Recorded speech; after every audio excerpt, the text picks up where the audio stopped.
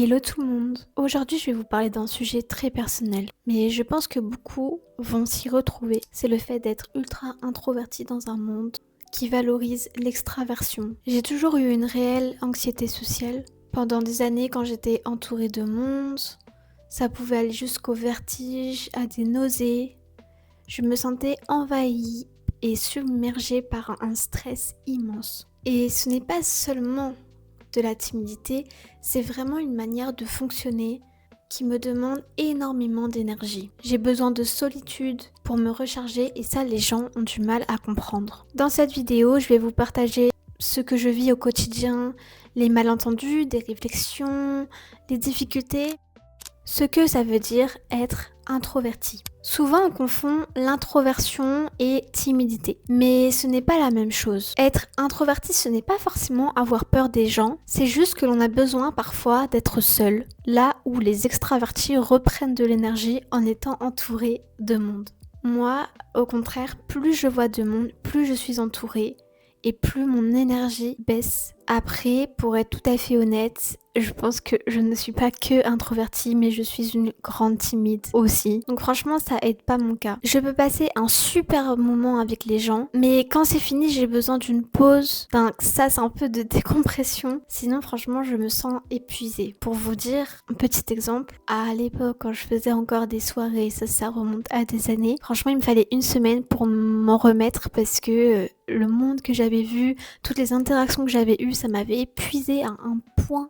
Cet été, j'ai été entourée de la famille de mon copain que j'ai rencontré et franchement c'était trop bien. Mais il y a eu des moments où j'étais vraiment down. Je décrochais et personne ne comprenait pourquoi. Ils pensaient tous que j'étais peut-être de mauvaise humeur ou juste très fatiguée. Alors qu'en fait, pas du tout. J'avais juste besoin de me retrouver seule et de me recharger. Et le jour où on est parti, j'ai ressenti un réel soulagement, comme si enfin je pouvais respirer. Et ce n'était pas du soulagement parce que enfin je n'étais plus avec eux. Au contraire, j'étais triste de les quitter, mais c'était un soulagement de ne plus sentir cette pression sur mes épaules, de forcer à avoir des interactions quand j'en avais plus l'énergie. La pression d'un monde extraverti. Le problème, c'est que le monde actuel valorise beaucoup les personnes extraverties. À l'école, on valorise ceux qui parlent, ceux qui participent, ceux qui sont à l'aise tout simplement à l'oral. Par exemple, est-ce que vous avez connu cette fameuse note d'oral qui apparaissait dans votre moyenne? Je vous assure que moi, j'avais jamais la moyenne à cette note parce que je ne participais jamais. C'était une angoisse juste de devoir parler. Mon cœur battait si vite et j'avais tellement chaud, je devenais toute rouge. J'avais pas peur forcément du jugement, c'était juste de devoir parler et que les regards se retournent sur moi. Bon, ça franchement c'est de la timidité, mais ça va de pair en réalité. Par exemple, dans le travail, on adore ceux qui savent se vendre, qui sont toujours disponibles pour discuter. Moi, au contraire, je suis du genre à vouloir manger seule à ma pause déjeuner et pas trop communiquer avec les autres. Dans la société actuelle, on attend de vous que vous soyez sociable, souriant et pleine d'énergie. Moi, la première impression que je donne souvent, c'est que je fais la tête, que je suis froide, que je ne suis pas friendly du tout. Et je le sais, mais je n'arrive pas à le changer parce que je suis juste comme ça. Parfois, je suis juste perdue dans mes pensées ou je prends juste un peu une pause intérieure, vous voyez. Mais ça, les gens ne le voient pas. Ils jugent juste de l'extérieur. Et là, forcément, on colle une étiquette distante, fermée, bizarre. Et je vous jure, les phrases de souris un peu, t'es pas sympa aujourd'hui, ou tu fais la tête, ça me détruit intérieurement. Parce que moi, déjà, juste être là, c'est un effort surhumain. Jouer un rôle pour survivre. Il y a eu un moment où je n'ai pas eu le choix que de devoir commencer à jouer un rôle et à porter un masque. Quand j'ai commencé à travailler dans la vente, ma responsable m'a dit cash, franchement la première semaine où j'ai commencé à travailler avec elle, si tu ne changes pas, je ne pourrai pas te garder. Tu dois être plus avenante, plus souriante, plus dynamique. Alors pas le choix, j'ai dû créer une version de moi qui était pas moi. Au travail, j'étais hyper extravertie, je riais avec les clients, je parlais beaucoup, j'étais chaleureuse. Mais en vrai, tout ça, c'était du théâtre. Et chaque soir, en rentrant, je me sentais vidée, épuisée, comme si j'avais porté un masque toute la journée. Et en soi, c'est ce que je faisais. Je portais un masque, je n'étais pas moi-même. Et en vrai, ça empâtissait beaucoup sur les gens autour de moi, mes amis. Déjà que je sortais pas beaucoup, et ben franchement c'est devenu de pas beaucoup à zéro parce que j'avais plus l'énergie de devoir encore avoir des interactions sociales après tout ça. Je pouvais me montrer désagréable avec mon chéri parce que franchement, juste j'étais là, je lui disais mais laisse-moi tranquille, juste laisse-moi me reposer, être dans le silence devant ma série et genre that's it. Mais franchement c'était atroce pour lui. Lui déjà qui passait ses journées seul parce qu'il travaille à la maison, mais franchement ta nana elle rentre et en plus elle veut pas te parler, je comprends que ça devait être compliqué. Petit à petit, j'ai commencé à faire pareil dans ma vie personnelle. C'est-à-dire que quand je rencontrais de nouvelles personnes, je jouais un rôle pour paraître plus sociable, plus accessible. Mais au fond, ça me frustrait, mais tellement, parce que je voulais être vraie, je voulais qu'on connaisse la vraie moi. Je voulais qu'on m'accepte comme j'étais. Le problème, c'est que quand je baisse ce masque, les remarques reviennent. Tu fais la tête, tu nous aimes pas. Pourquoi tu ne parles pas? Et ça me brise encore à chaque fois parce que je ne me sens pas comprise. Et franchement, j'ai peine à exprimer ce que je ressens aux autres par peur d'être jugée, d'être différente. Moi, à aucun moment je ne fais la tête, j'essaie juste de gérer cette pression qui m'envahit tout le temps au moment où je dépasse la limite de ma batterie sociable.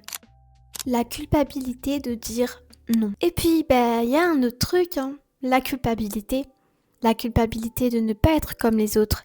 La culpabilité aussi de devoir dire non. Alors j'ai énormément de mal à dire non. Parce que j'ai peur de blesser les autres, j'ai peur qu'on m'en veuille, j'ai peur aussi qu'on me rejette. Alors parfois je vais accepter des sorties, des invitations, même si au fond j'en ai pas envie.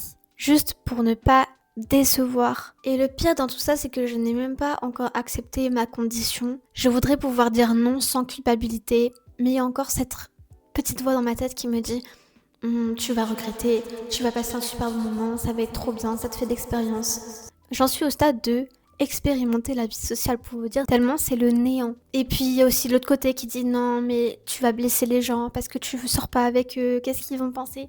Bref, c'est un mélange de tellement de questionnements et de remise en question tout le temps. Et j'aimerais être capable de dire non, là j'ai besoin d'un moment seul sans que ça me culpabilise moi-même et sans que je me sens coupable par rapport aux autres.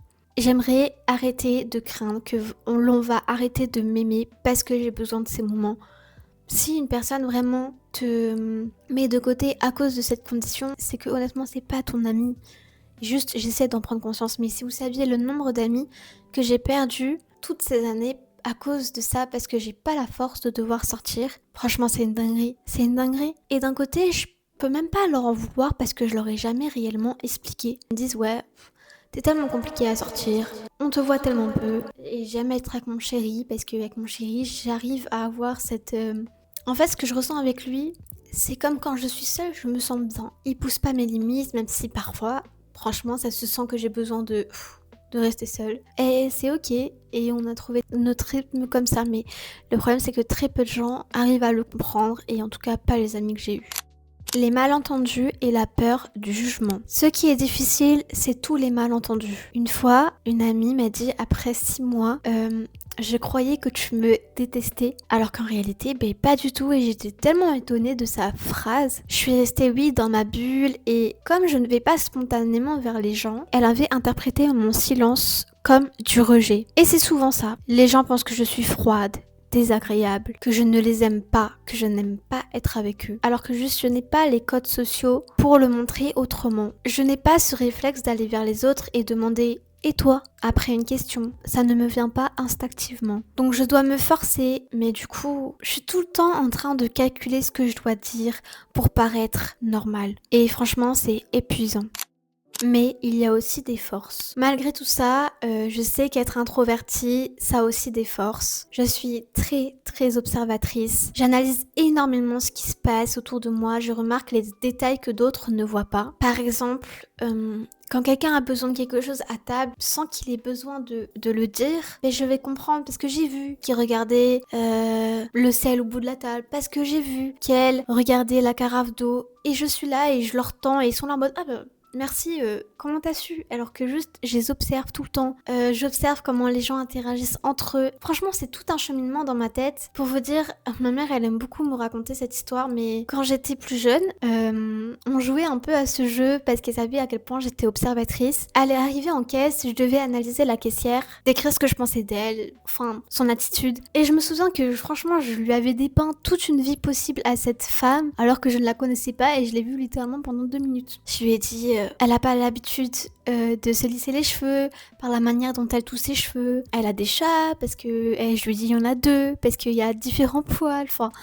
Frère, c'était une dinguerie. Ma mère était là en mode what the fuck. Et franchement, c'est tout le temps comme ça. C'est tout le temps comme ça à quel point j'observe tout ce qui m'entoure. Ça m'aide aussi dans ma créativité, dans le montage vidéo, dans mon travail, de fond aussi. Et puis, les rares relations que je crée, elles sont profondes. Parce que quand je m'attache, c'est sincère et je ne fais pas semblant. C'est-à-dire que les amis que j'ai pu avoir, on a eu vraiment des relations tellement...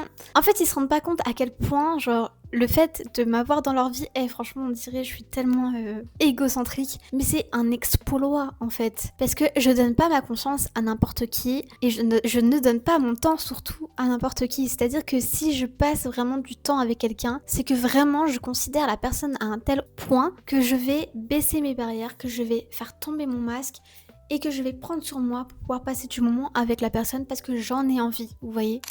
Mon cheminement. Aujourd'hui, je ne peux pas dire que j'ai réellement accepté ma condition. Je culpabilise encore énormément parce que j'ai peur de blesser les autres, peur qu'on m'abandonne si je suis vraiment moi, mais je veux travailler dessus. Après, c'est compliqué quand je vois que cette année, j'ai 2 de mes meilleurs amis qui ont coupé les ponts avec moi sans réellement d'explication. Et franchement, je leur en veux pas. Parce que je comprends. Je suis pas l'amie qui va prendre de tes nouvelles. Je suis pas l'amie qui va...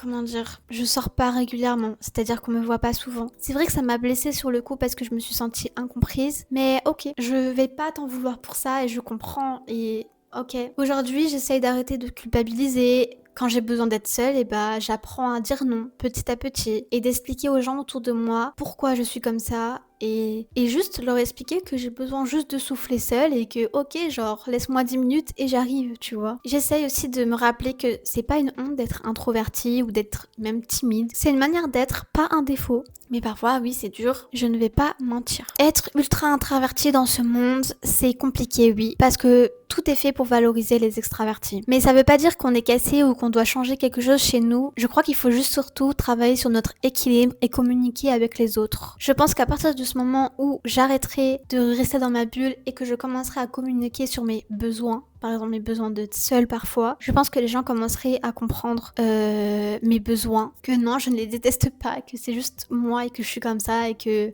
je les adore quoi. C'est juste que j'ai besoin de souffler, c'est tout. Et vous, est-ce que vous reconnaissez dans ce que je vous ai raconté? Est-ce que vous êtes introverti ou alors au contraire extraverti? Racontez-moi en commentaire des expériences que vous avez pu vivre en étant introverti avec le monde pour qu'on puisse en discuter ensemble et partager du coup nos expériences. Je vous laisse ici, on se retrouve très vite pour une nouvelle vidéo et je vous dis bye.